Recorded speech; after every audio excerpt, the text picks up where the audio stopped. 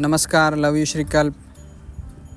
आप सभी तो जानते हैं कि आजकल पूरे विश्व में अशांति फैली हुई है और इस अशांति का कारण ये है कि मनुष्य भगवान को भूल गया है। मनुष्य भगवान ने किए हुए जो आविष्कार है, कला है, उसको भूल गया है।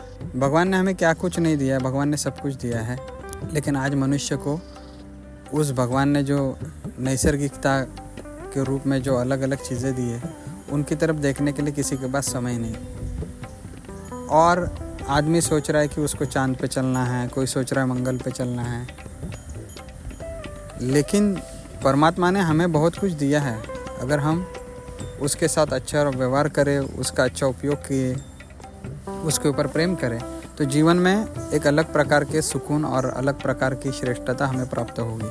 आज जो भी प्रयोग हम इस विज्ञान समय में कर रहे हैं, वो प्रयोग करते करते हम नेचर से बहुत डिस्कनेक्ट हो गए, नेचर से दूर गए। इसी का एक भाग है गाय।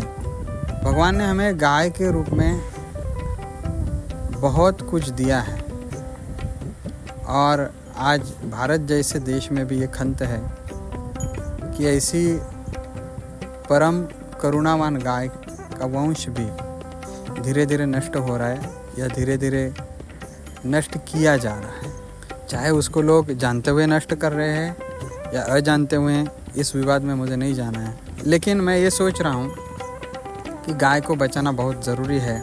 आज भी अलग अलग जगह पे गाय को बचाव करने के लिए अलग अलग कार्यक्रमों का आयोजन किया जा रहा है।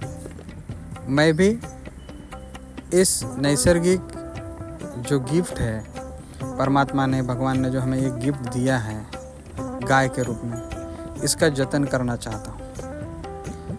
क्योंकि गाय के जतन उसके सिर्फ उपयोग के लिए नहीं, तो गाय एक संस्कृति का और गाय एक भगवान का स्वरूप है, रूप है।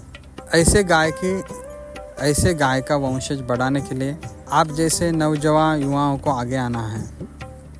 आने वाले समय में देशों देशों में झगड़े कम होंगे। अभी तो युद्ध का समय चल रहा है, कुछ समय के बाद वो ठीक हो जाएगा, लेकिन देशों देशों में जो नुकसान हो रहा है वो भी ठीक हो जाएगा। लेकिन मनुष्य अपने ज़िंदगी से एक बहुत बड़ी युद्ध में, रणांगन में खींचने जा रहा है।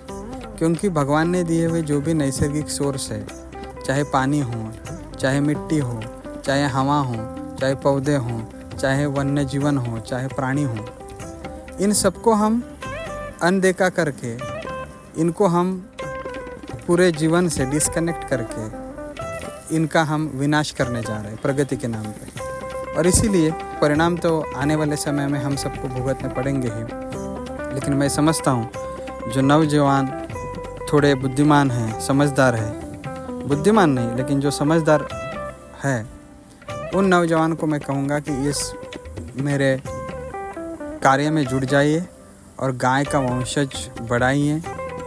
गाय का वंशज बढ़ाना हमारा कर्तव्य बनता है और यह जिम्मेदारी सिर्फ मेरी नहीं है, ये जिम्मेदारी हर व्यक्ति की है जो इस प्लैनेट पे रहता है, दिमाग के साथ रहता है। तो गाय, जिनको जिनको संभव है कि गाय का रक्षण कर सके, गाय को प्रेम कर सके, गाय का वंशज बढ़ा सके, वो ज़रूर इस कार्य में मेरे से जुड़े। और इसी अवसर पर मैंने कामधेनु याग का कार्य शुरू किया है। हर साल हम एक कामधेनु याग करते हैं और इस बार हम कामधेनु यज्ञ कर रहे हैं।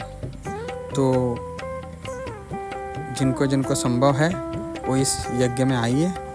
अधिक जानकारी के लिए, इस विषय के बारे में और आपको कुछ जानना है, तो आप हमारा जो संकेत स्थल है करुणाधाम, उसके ऊपर हम गाय के बारे में और भी जानकारी और गाय के बारे में मेरे विचार क्या है उसके बारे में मैं आगे पेश करने वाला हूँ। कभी हो सके तो आप नानीज धाम आइए, मुझे मिलिए, इस विषय में मैं ज़रूर आपको मार्गदर्शन करूँगा।